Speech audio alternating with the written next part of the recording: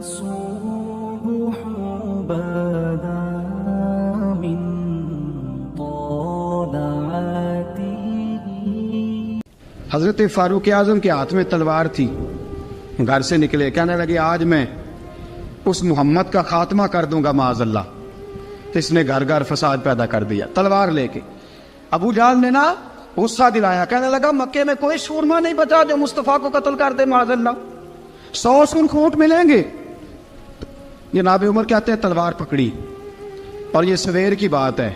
ابھی رات کو نبی پاک کعبے کا غلاف پکڑ کے کہہ رہے تھے اللہم اعز الاسلام باسلام عمر ابن خطاب, یا اللہ اسلام کو عزت دے دے, عمر کو کلمے کی توفیق دے دے. رات حضرت عمر کہتے ہیں دن چڑھا تو تلوار لے کے نا میں باہر نکلا. میں نے کہا آج میں چھوڑوں گا نہیں. ہر گھر میں فساد معاذ اللہ, ہر گھر میں لڑائی. فرماتے ہیں رستے میں حضرت ارقم بن زید مل گئے. کہنے لگے کدھر جا رہا ہے؟ میں نے کہا آج میں مصطفیٰ کو قتل کروں گا. کہنے لگے جا پہلے اپنے گھر کی خبر لے, تو جدھر جا رہے نا ادھر بعد میں جانا, پہلے اپنے گھر کی پہلے خبر لے. کہنے لگا میرے گھر کو کیا ہوا؟ کہنے لگے تیری بہن فاطمہ بنت خطاب اور تیرا بہنوئی سعید بن زید دونوں کلمہ پڑھ چکے, جا پہلے اپنے گھر کی خبر لے. حضرت عمر فرماتے میں گیا, بڑا غصہ آیا کہ میرے گھر میں آگ لگ گئی. میں سردار مکے کا اتنا سخت گیر آدمی, میرے گھر میں اسلام آ گئے. فرماتے ہیں میں نے جا کے نا اپنی بہن کے گھر کی طرف رخ کیا, دروازے پہ پہنچا تو میں نے سنا اندر سے آواز آ رہی ہے, قرآن پڑھنے کی آواز آ رہی, قرآن پڑھنے کی. فرماتے ہیں میں نے دروازے پہ دستک دی, اندر سے آواز آئی کون ہے دروازے پہ؟ میں نے کہا عمر ابن خطاب. فرماتے ہیں کہ میرے بہنوئی نے کہا کہ فاطمہ تیرا بھائی بڑا سخت ہے. فرماتے ہیں میری بہن نے جلدی سے قرآن کے صفحے لپیٹ کے اوپر رکھ دیے. میرے بھائی جو تھے وہ میرے بہنوئی ایک دروازے کے پیچھے چھپ گئے. فرماتے ہیں میری بہن سامنے کھڑی ہے, پیار بھی بڑا تھا. میں نے جاتے ہی کہا کیا کر رہی تھی؟ توجہ ہے آپ کی؟ غلامان محمد جان دینے سے نہیں ڈرتے, یہ سر کٹ جائے یا رہ جائے کچھ پرواہ نہیں کرتے. ہمیں لگے کیا کر رہی تھی؟ حضرت فاطمہ خاموش ہے. عمر کہتا ہے میں نے ڈانٹ کے, بولتی کیوں نہیں, کیا کر رہی تھی؟ میں نے کہا قرآن پڑھ رہی تھی, قرآن پڑھ رہی تھی. کہا تجھے پتا نہیں, تجھے میرا پتا نہیں؟ فرمایا سارا ہی پتا ہے. کہا تو جانتی نہیں لات و منات کو برا کہتے ہیں؟ فرمایا وہ بعد کی باتیں تھی, وہ جاننے نہ جاننے کی باتیں. دوستو توجہ, حضرت عمر ابن خطاب فرماتے ہیں کہ بہن اس جلال, اس روب, اس اعتماد سے بولتی تھی کہ میں نے ایک تھپڑ مارا بہن کے منہ پہ, میری بہن ادھر جا کے گری. فرماتے ہیں کپڑے جھاڑ کے کھڑی ہوئی, کہنے لگی عمر ایک تھپڑ نہیں تو 1000 مار, تو 1000 مار, لیکن یہ امید نہ رکھنا کہ میں قرآن چھوڑ جاؤں گی, یہ امید نہ رکھنا میں قرآن چھوڑ جاؤں گی. فرماتے ہیں کہ میرے ہاتھ میں تلوار تھی, میں نے دستے کی طرف سے نا, دستے کی سائڈ سے تلوار بہن کو ماری زور زور سے, سر سے خون نکل آیا. فرمایا میں اپنے بہنوئی کی بڑی عزت کرتا تھا, میرا بہنوئی پردے سے نکلا بیوی کو بچانے, میں نے زور زور سے 2 تلوار کی پشتیں اس کے سر پہ بھی ماری, خون نکلا. پھر میری بہن آگے ہوئی, پھر مارا. واقعی جب خون نکلا نا بہن کا, تو میری بہن نے اپنا خون اپنے ہاتھ پہ لگا کے کہا عمر جس ماں باپ کا خون تیری رگوں میں ہے اس کا میری رگوں میں بھی ہے, اسی کا خون میری رگوں میں بھی ہے. فرمایا عمر جس باپ کی پشت سے تو ہے میں بھی اسی باپ کی پشت سے ہوں, جس ماں کی چھاتیوں سے دودھ تو نے پیا ہے میں نے بھی اسی ماں کی چھاتیوں سے دودھ. توجہ ہے آپ کی؟ میری بات سمجھ میں آ رہی ہے؟ سنیں بات. رسول اکرم صلی اللہ تعالیٰ علیہ وسلم نے فرمایا, حضرت عمر رضی اللہ تعالیٰ نے فرماتے ہیں نبی پاک پہ نازل قرآن سنا تو جب میری بہن نے اس جلال کے ساتھ بات کی نا کہ عمر میں بھی اسی باپ کی بیٹی ہوں, میں بھی اسی باپ کی بیٹی ہوں, میں بھی اسی قبیلے کی ہوں, خبردار تو ترشرو ہو کے گالی 1000 دے, یہ وہ نشہ نہیں جسے ترشی اتار دے. فرمایا تو چارہ کر, ٹیل لگا, لیکن تو مجھے اسلام سے ہٹا سکتا؟ حضرت عمر فرماتے ہیں بہن کا جلال دیکھا تو میں ٹھنڈا ہو گیا, بہن کا جلال دیکھا تو میں نے کہا اچھا مجھے دکھاؤ کیا پڑھ رہی تھی, مجھے دکھاؤ ذرا کیا پڑھ رہی تھی. فرماتے ہیں میری بہن کہنے لگی تو کافر ہے, انما المشرکون نجس, جا پہلے وضو کر کے آ. جا غسل کر کے آ، جا پہلے نئے کپڑے دھلے ہوئے پہن کے آ، پہلے تیار ہو کے آ۔ حضرت عمر فرماتے ہیں میں تیار ہو کے آیا، میری بہن نے جھولی میں صفحے رکھے، قرآن پڑھے بہن، سنے بھائی، اللہ تقدیر بدل دیتا ہے۔ قرآن پڑھے بہن اور سنے بھائی،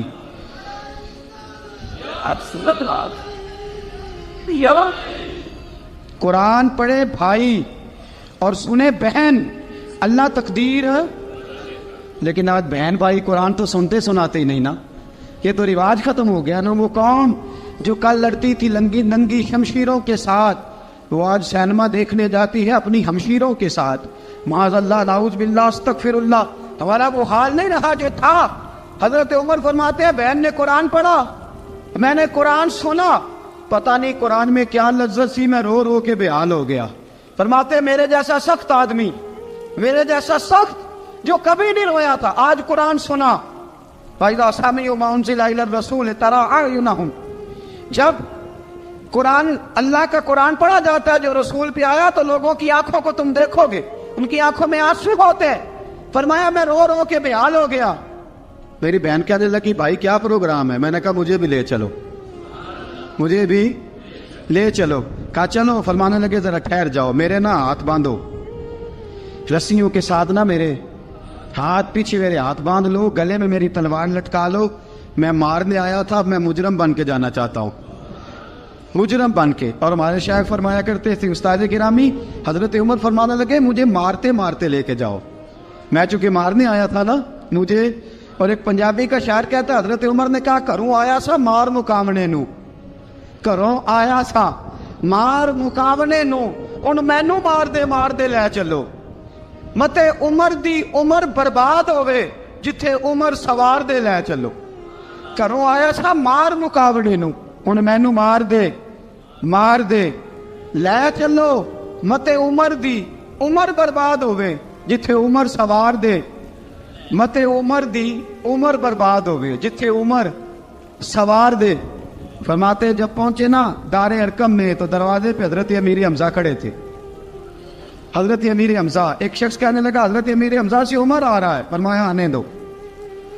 کہا حضور وہ تلوار بھی گلے میں لٹک رہی ہے، فرمایا آنے دو، وہ اگر عمر ہے تو میں بھی امیر حمزہ ہوں، وہ اگر عمر ہے تو انا اشہد اللہ و رسولہ، میں اللہ رسول کا شعر ہوں، آنے دو۔ کہا آپ کیا کریں گے؟ کہا ادب ملحوظ رکھے گا تو خاطر سے بٹھائیں گے، نمونہ اس کو ہم خلق محمد کا دکھائیں گے، اگر نیت نہیں اچھی تو میں اس کو قتل کر دوں گا، اسی کی تیغ سے سر کاٹ کے چھاتی پہ دھر دوں گا، میں آنے تو دو، آنے دو عمر کو۔ حضرت عمر آئے، دروازے میں داخل ہوئے، صحابہ فرماتے ہیں کہ حضور نے شور سنا، فرمایا کون ہے دروازے پہ؟ فرمایا عمر۔ فرماتے ہیں حضور اٹھے تیزی سے، چادر گر گئی، چادر، حضور تیزی سے اٹھے، کھول دو دروازہ۔ حضور عمر کے گلے میں تلوار ہے، فرمایا پھاٹک کھول دو۔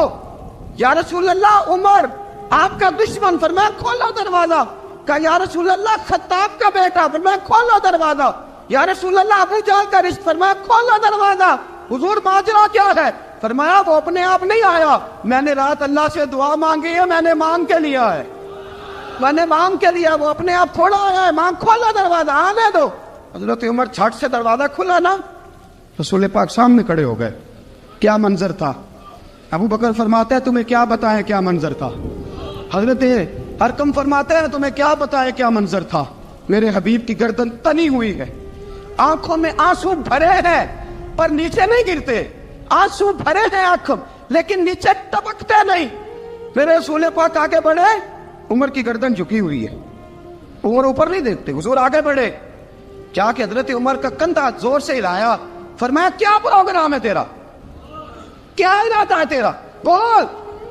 حضرت فاروق اعظم آنکھ یوں اٹھا کے کہنے لگے سونیا بس اب کلمہ پڑھنے کا ارادہ ہے، سونیا کلمہ پڑھنے کا۔ صحابہ فرماتے ہیں پتہ نہیں کیا ہوا، پتہ نہیں، حضور کا اتنا جوش ہم نے کبھی نہیں دیکھا، نبی پاک کو نعرہ لگاتے ہم نے پہلے کبھی نہیں دیکھا۔ جب عمر نے کہا نا سونیا کلمہ پڑھنے آیا ہوں، فرماتے ہیں رسول پاک کے جو آنسو بندے ہوئے تھے نا وہ ٹپ سے نیچے گرے، اور حضور نے فرمایا اللہ اکبر، اللہ اکبر۔ فرماتے ہیں حضور نے جب اللہ اکبر کہا تو سارے صحابہ بھی کہنے لگے اللہ اکبر، اللہ اکبر، اللہ اکبر۔ حضرت عمر فاروق کا عدل اور حضرت فاروق اعظم کا انصاف، اس کو دنیا جانتی بھی ہے، مانتی بھی ہے۔ حضرت فاروق اعظم رضی اللہ تعالیٰ عنہ قاضیوں کا تقرر کرتے وقت سب سے زیادہ احتیاط کرتے تھے کہ بندہ کس قسم کا ہے، اس کا مزاج کیا ہے، معاشرے میں اس کا وقار کیسا ہے، اس حساب سے اس کو تقرر کرتے تھے قاضی کے لیے۔ اور کیا حال تھا، حضرت زید بن ثابت رضی اللہ تعالیٰ عنہ کو آپ نے قاضی مقرر کیا، بعد میں معزول کر دیا۔ کیوں آپ نے معزول کیا ہے؟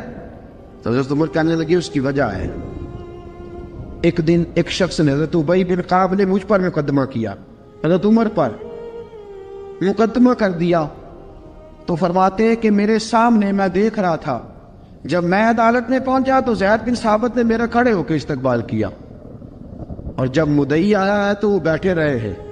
تو میں نے کہا کہ جب آپ دونوں میں ملتے وقت انصاف نہیں کر رہے تو فیصلے میں کیسے انصاف کریں گے؟ آپ اس قابل نہیں کہ آپ کو قاضی بنایا جائے، معزول کر دیا۔ اگر میں بحیثیت مجرم، بحیثیت ملزم آیا ہوں، اگر آپ نے میرا کھڑے ہو کے استقبال فرمایا تو پھر مدعی کا تو زیادہ حق بنتا تھا۔ اور ہم پر اعتراض ہے کافر کا، وہ کہتے ہیں تم عدل نہیں کر سکتے۔ بولا آدمی ہے نا، وہ دیکھتا ہے آج کل کے مسلمانوں کو، آج کل کے مسلمانوں کو دیکھ کے رائے قائم کرتا ہے۔ ہم اسے کہتے ہیں ہاں آج کل کے مسلمان نہ دیکھ، وہ جنہوں نے ڈائریکٹ نبی پاک کی نکاح سے فیض پایا تھا انہیں دیکھ، ڈائریکٹ جو رسول پاک کی نکاح کے فیض یافتہ تھے، عدل و انصاف سے بھر دی دنیا۔ حضرت فاروق اعظم، حضرت عمرو بن عاص مصر کے گورنر تھے، حضرت فاروق اعظم نے انہیں متعین کیا تھا۔ ان کے بیٹے کا مصر میں جھگڑا ہو گیا کسی عام آدمی کے ساتھ، گورنر کے بیٹے کا، اور گورنر کے بیٹے نے اس مصری کو، ایک عام آدمی کو درے مارے۔ تجھے پتہ نہیں میں گورنر کا بیٹا ہوں؟ مصری نے کیا کیا، گھوڑے پہ بیٹھا سیدھے مدینے آ گیا، سیدھا مدینے۔ حضرت فاروق اعظم کے در دولت پہ پشت سے کپڑا اٹھایا، پشت سے اس نے اپنے نشان دکھائے تو جناب عمر کی آنکھوں میں آنسو آ گئے۔ ایک عام آدمی ہے، جانتے کوئی نہیں، تم رو پڑے، اتنا ظلم، اور میری سلطنت میں کوڑے برسے تیری پشت پہ، فوراً لے جا، جاؤ بلا کے لاؤ۔ حضرت عمر بن عاص اپنے بیٹے سمیت آئے، بڑی عدالت ہے، حضرت فاروق اعظم کے لفظ، فرمایا اس کو اس کی ماں نے آزاد پیدا کیا تھا، تو نے اسے کیوں غلام بنایا ہے؟ اس کی ماں نے آزاد جنا تھا، تو نے کب سے لوگوں کو غلام کا؟ بیٹے یہ کیا کہتا تھا؟ یہ کہتا تھا میں گورنر کا بیٹا ہوں، تجھے تو جانتا نہیں۔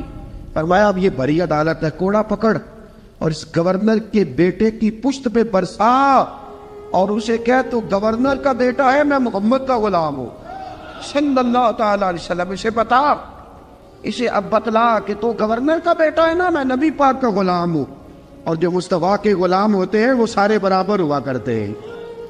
حضرت فاروق اعظم کا عدل، جناب فاروق اعظم کا انصاف، جناب فاروق اعظم رضی اللہ تعالیٰ عنہ۔ روم کا ایلچی آیا نا حضرت عمر فاروق کے پاس، تو وہ کہتا ہے میں پیغام لے کے آیا اپنے بادشاہ کا، اور میں سفیر تھا، میں بڑے ملکوں میں گیا، بڑے بادشاہ دیکھے، بڑے امیر دیکھے۔ حضرت فاروق اعظم رضی اللہ تعالیٰ عنہ کے دربار مجھے بھیجا گیا، جب پہنچا تو میں نے مسلمانوں سے کہا تمہارے بادشاہ کا دربار کہاں ہے؟ انہوں نے کہا نہ ہمارا بادشاہ ہے نہ کوئی دربار ہے، نہ بادشاہ ہے نہ کوئی۔ اچھا تو پھر وہ کدھر بیٹھتے ہیں؟ کہا یا مسجد میں ملیں گے یا اپنے جھونپڑے میں ملیں گے۔ تو کہا تمہارا بادشاہ بھی کوئی نہیں؟ کہا بادشاہ نہیں، ہم مومن ہیں، ہمارا ایک امیر ہے جسے امیر المومنین کہا جاتا ہے۔ وہ شخص کہتا ہے میں مسجد گیا، میں نے کہا عمر کدھر ہے؟ انہوں نے کہا جی ابھی نکلے تھے، ادھر ہی ہوں گے۔ میں نے کہا یہ کیسا بادشاہ ہے؟ کوئی کہتا ادھر ہوں گے، کوئی کہتا ادھر ہوں گے۔ یہاں تو صوبائی وزیر صاحب سڑک سے گزرے تو سارے روڈ 3 گھنٹے بلاک رہتے ہیں، اور یہ کیا چکر ہے کہ لاکھوں مربع میل کا حکمران، کوئی کہتا اس گلی میں گیا، کوئی کہتا اس گلی میں گیا، یہ کیسا بادشاہ ہے؟ کدھر ہے عمر؟ انہوں نے کہا یہی تھا۔ دوسرے سے پوچھتا جو وہ باغ کی طرف گئے، باغ میں گئے تو وہ ایلچی کہتا ہے میں نے باغ والے سے پوچھا کہ یہاں تمہارا امیر کدھر ہے؟ انہوں نے کہا وہ درخت دیکھ رہے ہو؟ کہا حضرت دیکھ رہا ہوں۔ اس درخت کے نیچے وہ ایک شخص جو سویا ہوا ہے نا، مٹی کا ڈھیلا سرہانا بنا کے، وہ درخت کے نیچے مٹی کے ڈھیلے کا سرانہ بنا کے جو بندہ سویا ہے وہی ہمارا امیر ہے. وہ سامنے حضرت سیدنا عمر فاروق کے پاس وہ بندہ جا کے کھڑا ہو گیا. وہ کہتا ہے کہ پسینہ گر گر کے نا مٹی کے ڈھیلے پہ گارا بنا رہا تھا. پسینہ گر گر کے مٹی کا ڈھیلا وہ تر تھا. حضرت فاروق اعظم سو رہے تھے. کہنے لگا میں 20 اور درجنوں بادشاہوں کو دیکھ چکا تھا جن کی آنکھیں 10 گن. حضرت عمر کی آنکھ کھلی, تامت سمیٹی اٹھ کے بیٹھ گئے.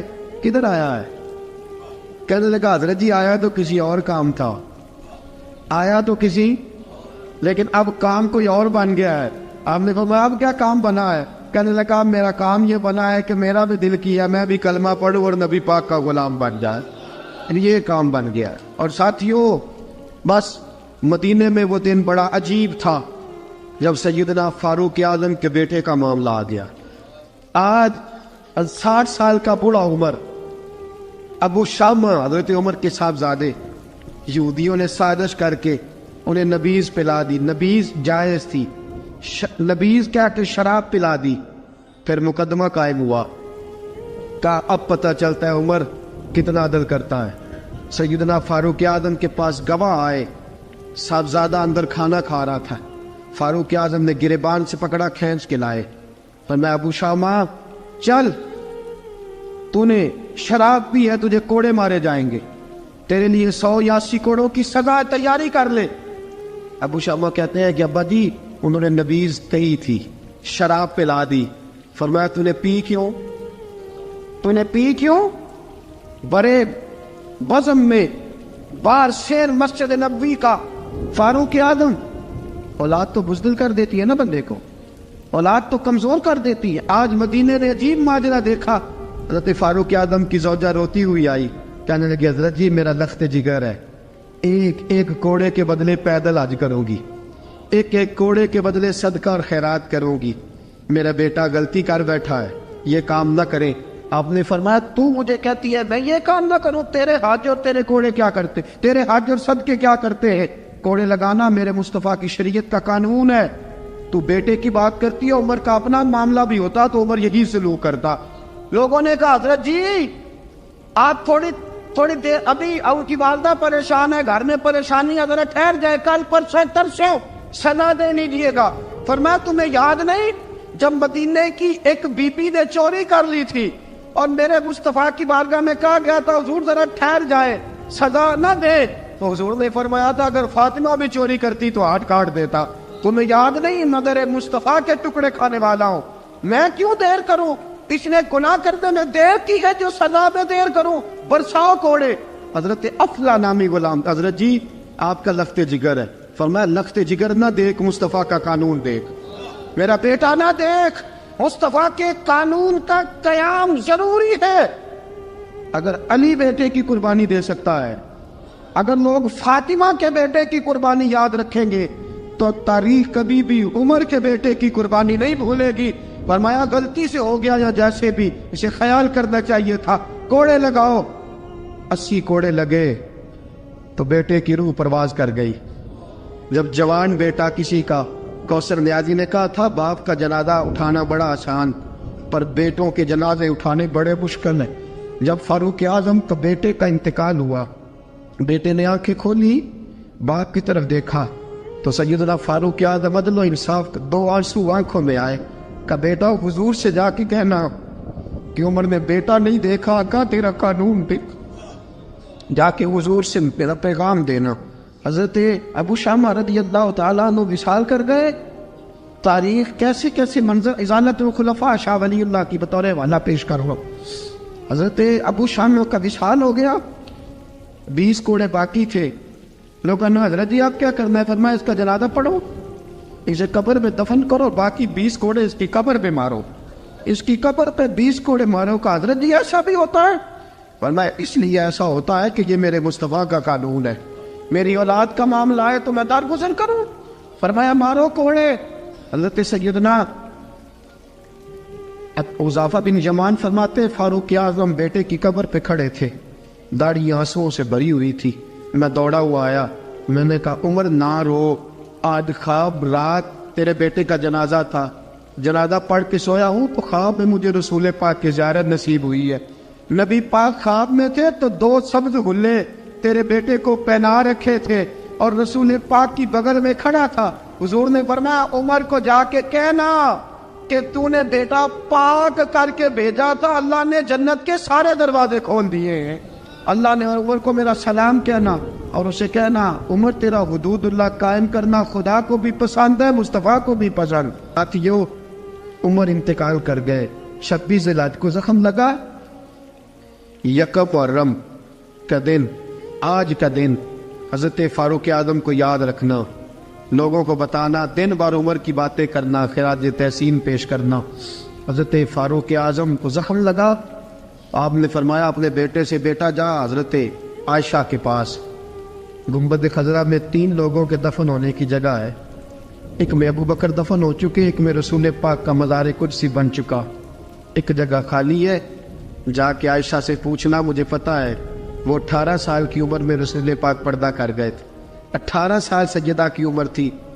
आयशा ने जगह अपने लिए रखी हुई है। जाके बाहर खड़े होके कहना अम्मा जी, उमर कहता मेरा दिल करता है, मेरा दिल करता है कि मुझे नबी पाक की गुंबद के साए में जगह मिले।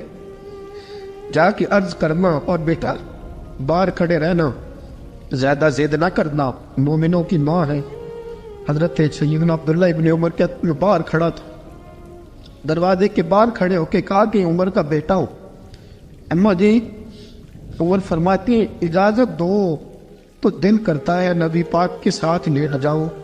वफा में गुजार दी उम्र सारी, सारी जिंदगी लै सजना आसा तोड़ निभाई, दिल करता है हुजूर के साथ लेटने को।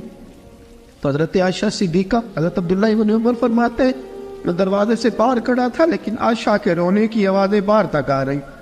हजरत आयशा सिद्दीका हिचकियां लेके रोई। सैयदा आयशा ने फरमाया उमर से जाके कहना उमर कोई कब्र की जगह किसी को नहीं देता, लेकिन उमर तूने वफा की तारीख बनाई है, उमर तूने कमाल कर दी है, उमर तूने हद कर दी है। उमर को जाके कहना कि मैं जन्नतुल बकी में दफन हो जाऊंगी, जहां मेरा वक्त आएगा दफन हो जाऊंगी, लेकिन उमर तेरी खिदमत कहती है कि तुझे नबी के साथ दफन होना चाहिए। सैयदना अब्दुल्लाह इब्न उमर फरमाते हैं कि जब दफन होने की तानी पर सहेलियां रंगा रंग खड़े करे औसदा जानिए जिसदा तोड़ चढ़े। फरमाते आया उमर को आके बताया पेशानी खून से भरी हुई। उमर ने सजदे में रख दी, रो के कहा आज मेरी तोड़ निभ गई है। हजरत फारूक आज़म मुस्तफ़ा के साथ लेट गए। मेरे नबी ने फरमाया उमर मैं तुझे अपने पड़ोस में दफन कर रहा हूँ, तूने अगर राह वफा में बेटे तक कुर्बान कर दिए है ना तो कयामत तक जो मुझे सलाम करने आएगा तुझे भी सलाम करके जाएगा। हज़रत अमर बिन आस रज़ी अल्लाह ताला अन्हु ने मिस्र खुद फतह किया था, खुद फाते थे। हजरत उमर ने उन्हें गवर्नर मिस्र बना दिया। उनका बेटा एक आम आदमी के बेटे को कहने लगा चलो अपना अपना घोड़ा दौड़ाते हैं, भला कौन जीतता है। घोड़े दौड़े, आम आदमी का बेटा जीत गया। गवर्नर साहब के बेटे ने दुर्रा उठाया और दुर्रा उठा करके उस जीतने वाले गरीब आदमी की कमर पे दुर्रे मारे। उसको जब दुर्रे लगे तो बेटे ने घर आके बाप को अपनी लहू लुहान कमर दिखाई। बाप के दिल में बड़ी कदर होती है औलाद। दर्जे तो लोग मां के बयान करते रहते हैं, लेकिन जितना बाप प्यार करता है उसका भी तकाजा कोई कर नहीं सकता। वालिद ने जब देखा ना लहू लुहान है गर्दन, तो वालिद चीखे, रोए, और फिर पता नहीं अगले 1.5 मिनट में उस बच्चे के वालिद को क्या हुआ, उसने आंसू पूछे और बेटे को कहने लगा मेरे घोड़े के पीछे बैठ। कहा किधर जाना है? फरमाने लगे ये जुल्म का दौर नहीं, ये उमर का दौर है। हाँ ऐसी बात है कोई जो मर्जी कर जाए, बैठ मेरे घोड़े पे। आधी रात के वक्त पहुंचे मदीने और बाहर जाके वो आदमी पुकारने लगे, कहने लगे उमर बाहर आओ, निकलो ख्वाबगाह से। जब गरीबों पे जुल्म हो तो फिर हुक्मरानों को सोने की इजाजत नहीं हुआ करती। बाहर आओ। फारूक आज़म आधी रात को उठ के आए, क्या हुआ? कहा उमर देख ये बेटा जो मैंने अपने मुंह के निवाले खिला खिला के पाला है, जरा मेरे लाल की पुश्त देख, तेरे दौरे हुकूमत में ये हाल होगा। हजरत फारूक आज़म ने कहा जाओ बुला के लाओ फाते मिस्र को। हजरत अमर बिन आस बेटे समेत आए। जनाब फारूक आज़म फरमाने लगे मजमे में खड़ा करके, فرمایا کیوں مارا تو نے اس کو؟ گردن جھک گئی. فرمایا تو گورنر کا بیٹا تھا اس لیے مارا ہے؟ اس غریب آدمی کے بچے کو کہا درے پکڑ اور گورنر کے بیٹے کو اس کے سامنے مار, اور اتنے مار کے اسے سمجھ آئے. جب اس کو درے لگ رہے تھے تو لوگ دیکھ رہے تھے. تھوڑی دیر گزری تو حضرت سیدنا عمر فاروق رضی اللہ تعالیٰ عنہ نے فرمایا گورنر مصر کو بھی سزا دو, اس کے کپڑے اتروا کے اسے ٹاٹ کا لباس پہناؤ.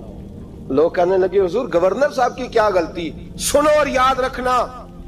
حضرت فاروق اعظم کہنے لگے اس بچے کے دل میں بات ڈالی کس نے کہ تو گورنر کا بیٹا ہے؟ کس نے بات ڈالی کہ تو چودھری کا بیٹا اور باقی کمی ہوتے ہیں؟ کس نے سکھایا اسے؟ وہ طاقتیں بھی ہم کچلیں گے جو سکھاتی ہیں کہ فلانا بڑا ہے فلانا چھوٹا ہے.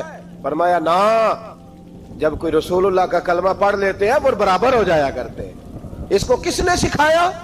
کس نے سکھایا اس کو؟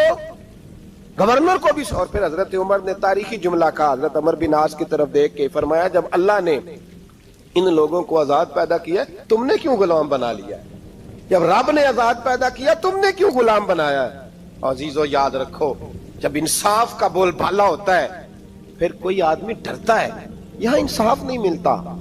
اور میں آپ خود ایک بات یاد آ گئی, حضرت عمر کا زمانہ تھا تو غسان کے بادشاہ نے کلمہ پڑھ لیا. جو لوگ غریب کہلاتے ہیں نا وہ ذرا میری بات پہ زیادہ توجہ کریں, غریبوں کو سنانے لگا ہوں, غریب ذرا توجہ کریں. غسان کے بادشاہ نے اسلام قبول کر لیا اور اسلام قبول کرتے ہی وہ آئے حج کرنے. حج کے بعد فارغ ہوئے تو ایک نفلی طواف کر رہا تھا غسان کا بادشاہ شاہ غسان. حج تو خانہ کعبہ میں بھی وی آئی پی پروٹوکول ملتا ہے, آج تو مسجد نبی میں بھی وی آئی پی پروٹوکول ہوتا ہے, یہاں آ کے بھی یہاں بھی اور دیکھتے صحیح تو کھڑا کہاں ہے. یہاں بھی پولیس والوں نے بازو پکڑے, سوچو تو صحیح یہ حال کر دیا تم نے مذہب کا. طواف کعبہ ہو رہا ہے اور غسان کے بادشاہ نے جبہ پہنا ہوا ہے باریک اور لمبا. وہ طواف کعبہ کر رہا تھا تو ایک غریب آدمی کا پیر اس کے جبے پہ آ گیا. جب پیر آیا تو اس نے پلٹ کے غریب کے منہ پہ تھپڑ مارا. جب تھپڑ مارا تو اس غریب نے سیدنا فاروق اعظم کی عدالت میں مقدمہ کر دیا, کہا بادشاہ نے تھپڑ مارا ہے. حضرت عمر فاروق رضی اللہ تعالیٰ عنہ نے بادشاہ کو بلایا, فرمایا تو نے اس غریب کو مارا ہے؟ کہا جناب اس نے پیر رکھا تھا. تو فرمایا پیر رکھا تھا تو کیا ہو گیا, تو نے کیوں لمبا جبہ پہنا تھا؟ تجھے سمٹ کے چلنا چاہیے تھا. کہا میرے لیے حکم کیا ہے؟ حضرت عمر کہنے لگے یہاں اسے رات میں راضی کر لے ورنہ صبح اسی جگہ اسی کونے میں خانہ کعبہ کے سائے میں وہ غریب تیرے منہ پہ تھپڑ مارے گا اور تجھے تھپڑ کھانا پڑے گا. غریبوں سنو سنو, ساری رات وہ غسان کا بادشاہ غریب کی منت کرتا رہا تو راضی ہو جا. غریبوں تم سے شکوہ ہے, تم 2-4 لاکھ پہ راضی ہو جاتے ہو. غریبوں تم سے شکوہ ہے, تم انصاف ہونے نہیں دیتے. غریبوں تم تھوڑی تھوڑی بات پہ مطمئن ہو جاتے ہو. تھوڑی تھوڑی بات, جتنے غریب تن ہیں لباسوں سے دور دور اتنی ہی چادریں میں مزاروں سے چھین لوں, اور جتنے غریب گھر ہیں اجالوں سے دور دور اتنی ہی روشنی میں ستاروں سے چھین لوں. اتنی تو ہمتیں ہو میری کم سے کم بلند کہ شاہوں کے تاج فخر اشاروں سے چھین لوں. تمہاری زیادتی ہے, تم نے ظلم پروان چڑھایا ہے. جب تم چودھری کے کہنے پر ایم این اے کے کہنے پہ راضی ہو جاتے ہو, تم انصاف ہونے نہیں دیتے. ڈٹنا سیکھو, کھڑے ہونا سیکھو. جب اسے کہا نا راضی ہو جا تو وہ غریب کہنے لگا میں راضی ہو جاؤں اور کل تو کسی اور کو بھی تھپڑ مارے. فرمایا جتنی تیرے پاس دولت ہے لا کے قدموں میں رکھ. ہم دولتوں کی پرواہ اس لیے نہیں کرتے کہ ہم نے محمد عربی کا چہرہ دیکھا ہوا ہے. اب میری نگاہوں میں جچتا نہیں کوئی, اس لیے کہ جیسے میرے محبوب ہیں ویسا نہیں. تم اثر لینا چھوڑ دو, تم اثر بڑا لیتے ہو. ہاں تمہارے اوپر چیزیں اثر انداز ہوتی ہیں, اس لیے انصاف نہیں ہوتا. ڈٹنا سیکھو, کھڑے ہونا سیکھو. جو بھائی ڈٹ جاتا ہے نا وہ بڑے کمال کر جایا کرتا ہے. ساری رات مناتا رہا. حضرت عمر سے کہنے لگا وہ نہیں مانتا. تو جناب عمر کہنے لگے پھر تیاری کر لیں, ہم بادشاہ نہیں دیکھیں گے, دولت نہیں دیکھیں گے, ہم رسول اللہ کا دین دیکھیں گے, ہم نبی پاک کا نظام دیکھیں گے. وہ بادشاہ رات کو دوڑ گیا, بھاگ گیا, جا کے عیسائی ہو گیا. لوگوں نے کہا اتنا قیمتی آدمی عمر نے ضائع کر دیا. فرمایا چپ کرو, میں نے کوئی چیز ضائع نہیں کی, میں نے تو اپنے رسول کا دین بچا لیا ہے, کوئی شے ضائع نہیں ہوئی. عدل جب تک میں پھر کہوں گا, اس عدل کے نقصان میں ہر آدمی برابر کا شریک ہے. ہم عدل ہونے نہیں دیتے, ہم عدل قائم نہیں کرتے, ہمارا تقاضا ہی نہیں کہ عدل ہو, ہم اپنے آپ کو عدل کے لیے پیش ہی نہیں کرتے, مزاج ہی نہیں. حضرت علی المرتضیٰ ایک جری انسان تھے, اور وہ علی تھے جن پر انسانیت رشک کرتی, اور مولا علی وہ ہستی تھے کہ میرے مصطفیٰ کریم صلی اللہ تعالی علیہ وسلم نے فرمایا اس کے دیدار کو تو فرشتے بھی آیا کرتے نا, بڑا آدمی. اور پھر امیر المومنین خلیفۃ المسلمین حضرت علی, خود مولا علی نے حضرت قاضی شریح کو قاضی بنایا, چیف جسٹس بنایا, اپنے ہاتھوں سے تعیناتی کی. حضرت مولا علی رضی اللہ تعالیٰ عنہ کی زرہ گم ہو گئی, کافی دیر گزر گئی تو ایک یہودی کے پاس وہ زرہ آپ کو نظر آئی. حضرت علی نے ڈائریکٹ اس سے چھین نہیں لی, حالانکہ امیر المومنین تھے. ہمارے ہاں ڈنڈا بھی بڑا چلتا ہے نا, جو طاقتور ہوتا ہے وہ تو تھانے جاتا ہی نہیں, اس کو ضرورت نہیں, اس نے تو بندے رکھے ہوئے ہیں, اس کو تو پتہ ہے کام کیسے لینا ہے. لیکن حضرت علی نے آئینی رستہ اختیار کیا, قانونی رستہ. قاضی صاحب کی عدالت میں مقدمہ کیا کہ فلاں یہودی کے پاس میری زرہ ہے اور وہ چوری ہو گئی تھی, گر گئی تھی, گم گئی تھی, مجھے دلائی جائے. قاضی صاحب نے بلا لیا یہودی کو, امیر المومنین بھی کٹہرے میں. قاضی صاحب کہنے لگے اس سے کہ زرہ تیری ہے؟ اس نے کہا جی میرے پاس ہے تو میری ہے. قاضی صاحب کہنے لگے حضرت علی سے گواہ آپ کو دینے پڑیں گے کیونکہ مقدمہ آپ نے کیا ہے, اگرچہ وہ امیر المومنین ہے. توجہ ہے بھائیوں کی, سمجھ آ رہی ہے باتوں کی؟ گواہ امیر المومنین آپ نے دینے ہیں کیونکہ مقدمہ آپ نے دائر کیا. تو حضرت علی کہنے لگے میرا بیٹا حسن گواہی دے گا کہ میری ہے, اور میرا غلام کمبر گواہی دے گا. قاضی صاحب کہنے لگے حضور ان کی گواہی درست تو ہے پر میں نہیں تسلیم کرتا, اس لیے کہ بیٹے تو باپ کے حق میں بولا ہی کرتے ہیں, نوکر تو آقاؤں کے حق میں بولتے ہی ہیں, جائیں کوئی غیر جانبدار بندہ لے کے آئیں جو گواہی دے. تو حضرت علی خاموش ہو گئے, کہنے لگے ابھی میرے پاس ایسا کوئی گواہ نہیں. قاضی صاحب کہنے لگے چلیں پھر آپ یہودی کو راضی کریں, آپ نے کیوں بلا وجہ گھسیٹا عدالت میں, راضی کریں, انصاف کا تقاضا ہے. تو حضرت علی قریب گئے, کہنے لگے بھیا ناراض نہ ہونا, زرہ تو میری ہے, ناراض نہ ہونا, میں نے غلط مقدمہ نہیں کیا. علیحدہ بات ہے کہ میرے پاس گواہ نہیں تو میں کوئی بے انصافی نہیں کر سکتا, تو میرے ساتھ چل تجھے کھجوروں کا حلوہ کھلاتا ہوں تاکہ تو راضی ہو جائے. وہ یہودی کہنے لگا میں نے قاضی صاحب کا انصاف دیکھا اور جناب علی کا انصاف کے لیے کھڑا ہونے دیکھا تو میں مولا علی کے قدموں میں بیٹھ گیا. میں نے کہا علی جب تیری یہ شان ہے تو محمد عربی کا کیا مقام ہوگا. میں نے کلمہ پڑھنا شروع کر دیا. دیکھیں نا تقاضا پورا کیا ہے حضرت علی نے. تو وہ کہنے لگا علی تیرے انصاف کے رنگ نے نا, جملہ یاد رکھنا, کہنے لگا یہودی علی تیرے انصاف کے اس رنگ نے میرے دل سے کفر کی میل دور کر دی, تیرے عدل نے میرا کفر توڑ دیا, کفر. لیکن شرط لیکن نا غریب آدمی ابو ایوب انصاری, ماڑے بندے, اب تو پیر اور مولوی بھی گنجائش نہیں نہ دیتا کسی کو بولنے کی. تو سیاست دان تو اللہ کی پناہ, وہ تو پتہ نہیں کس طرح سوتے ہیں رات کو, اللہ ہی جانتا ہے, پتہ نہیں کس طرح اپنے آپ کو مطمئن کر کے وہ زندگیاں گزار رہے ہیں, خدا ہی بہتر جانتا ہے. حضرت عمر فاروق جیسا دلیر اور جرری آدمی جمعہ پڑھانے مسجد میں داخل ہوئے تو جناب ابو ایوب انصاری دروازے پہ کھڑے ہو گئے, کہنے لگے عمر تیرے نوکر نہیں, ٹائم پہ آیا کر, بڑی دیر سے کھڑے ہیں. کیوں دیر سے آیا؟ بڑے جلالی تھے نا حضرت عمر, لیکن وہ جلالی اس وقت تھے جب کوئی ظلم کرتا تھا, اور ذات کے لیے جلالی نہیں تھے. کب وقت پہ آیا کر, کو ملازم نہیں تیرے. تو سیدنا فاروق اعظم ممبر پہ چڑھے اور فرمانے لگے اللہ ابو ایوب انصاری کا بھلا کرے, جب تک اس طرح کے لوگ موجود ہیں کوئی بادشاہ بگڑے گا نہیں, اللہ اس کا بھلا کرے, اس نے میری توجہ صحیح. اور پھر عمر رو پڑے, رو کے فرمانے لگے مسلمانوں معاف کر دو, غلطی کوئی نہیں, میرے پاس کرتا ایک ہی ہے, اور عبداللہ کی ماں نے وہ دھو کے خشک ہونے کو ڈال دیا تھا, غریب ہوں, کرتا دوسرا کوئی نہیں, تو وہ ذرا نا خشک ہونے میں آ کے دیکھ لو ابھی بھی گیلا ہے, مجھے معاف کر دو, میری غلطی نہیں ہے. صحابہ درد کے ساتھ رونے لگے اور کہنے لگے اللہ اس طرح کے حکمران ہمیشہ عطا کرتا رہتا. میرے بھائی تو انصاف کا رنگ تو دے, ان تقاضوں کو سمجھنا. یہاں کسی کی جرت ہے بول سکے؟ طاقت ہے کسی کی؟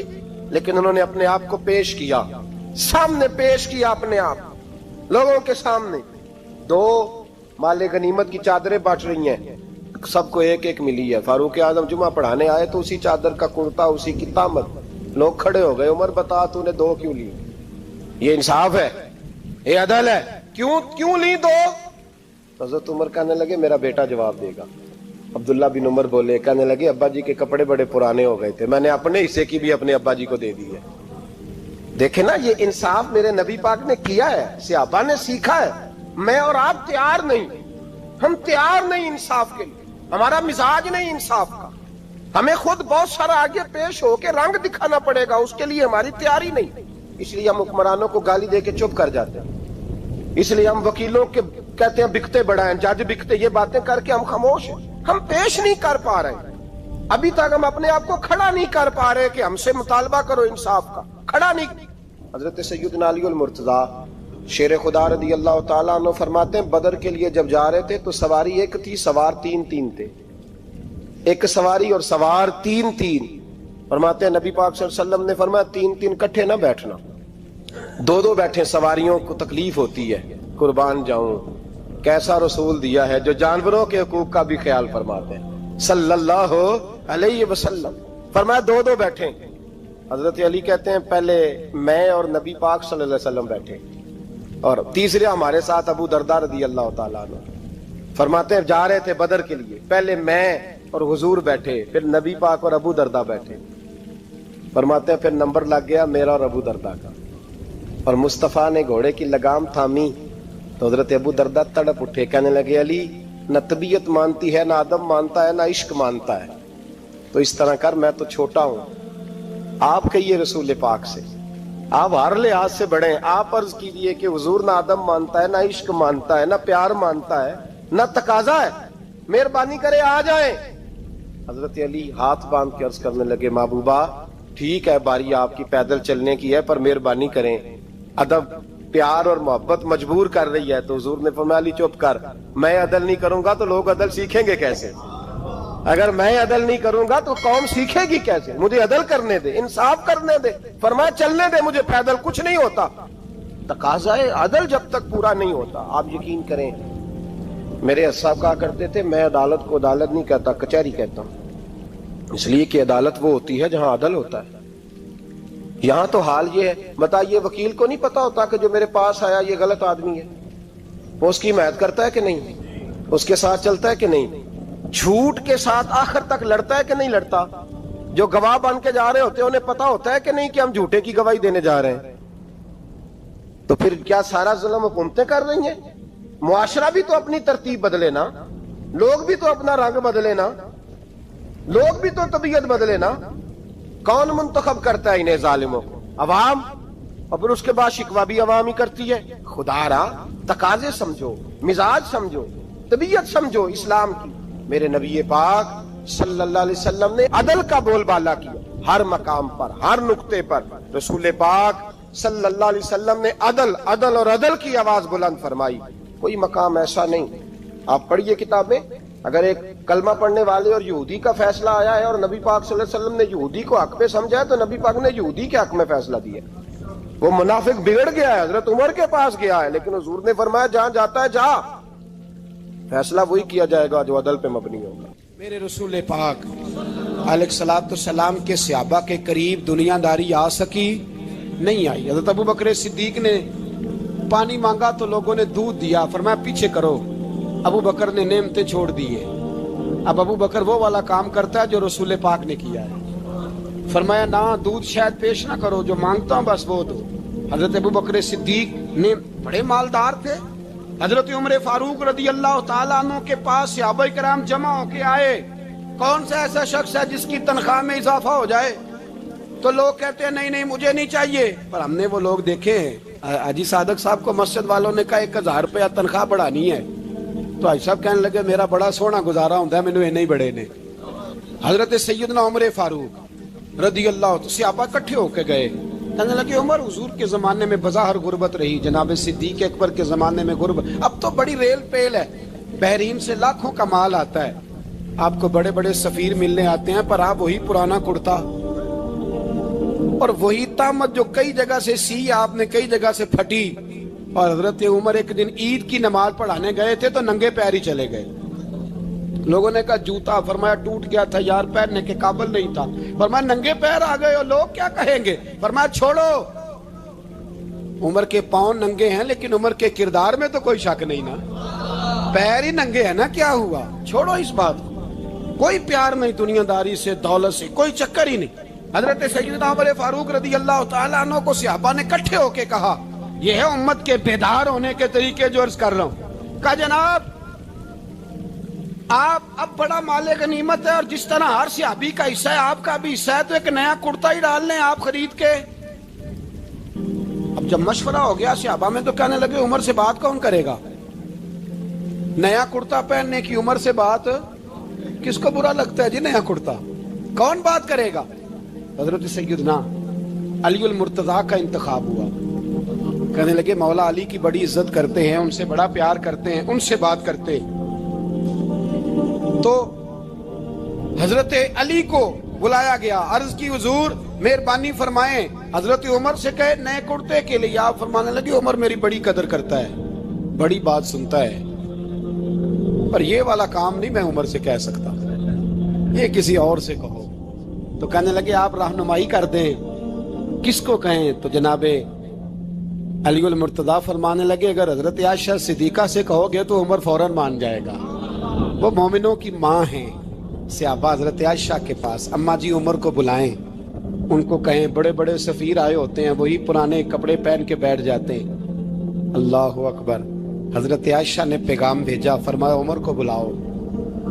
عمر فاروق دوڑے ہوئے آئے، پردے کے پیچھے حضرت عائشہ کے پاس گھٹنوں کے بل. اماں جی دیر تو نہیں کر آیا میں آنے میں؟ حکم ہو. حضور کے گھر سے پیغام آیا، بڑے بڑے سفیروں کو چھوڑ کے بھاگے. حضرت عائشہ صدیقہ کہنے لگی عمر دیکھو جائز پیسے ہوں تو اسلام اچھے لباس سے منع نہیں کرتا، اب بڑا بڑا مال آیا ہے، اب تیرا بھی حصہ ہے، تو صحابہ کرام کی خواہش ہے کہ نیا کرتا پہن لو.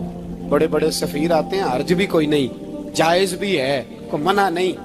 حضرت عمر نے گردن جھکا، جی اماں جی، جی اماں جی، جی اماں جی. حضرت عائشہ کہتی ہیں بات ختم ہوئی، عمر نے گردن اٹھائی تو عمر کی داڑھی آنسوؤں سے بھری ہوئی. کہتی ہے مجھے کہنے لگے اماں جی میں تو صرف مسجد میں دیکھا کرتا تھا، آپ تو مصطفیٰ کو دن رات دیکھتی تھی، جس طرح کے کرتے آمنہ کے لال نے پہنے ہیں مجھے بھی پہنا دو، میں تیار ہوں، میں پہن لوں گا، میں تیار ہوں، پر جس طرح کے میرے نبی نے پہنے. حضرت عائشہ کہتی ہے میں پھوٹ کے روئی، میرا پلو آنسوؤں سے بھر گیا. فرماتی ہیں میں عمر کی بات سنتی گئی تو میرا پلو آنسوؤں سے. میں نے کہا عمر تو جا، تو ٹھیک ہے. فرماتی ہے عمر فاروق سلام کر کے اٹھے، امیر المومنین چلے گئے.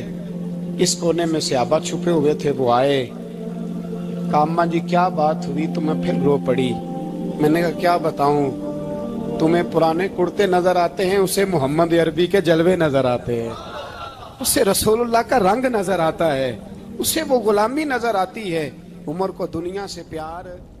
اللہم صلی علی سیدنا و مولانا محمد. اللہم صلی علی سیدنا و مولانا محمد.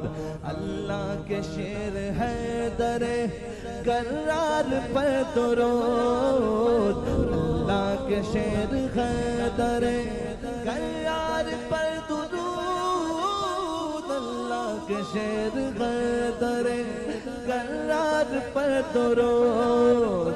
حضرت حسن حسین کے کردار پر درود. اللہم صلی علی سیدنا و مولانا محمد وعلی سیدنا علی و سیدنا وسيدتنا فاطمة وسيدتنا زينب وسيدنا حسن وسيدنا حسين وعلى آله وصحبه وبارك وسلم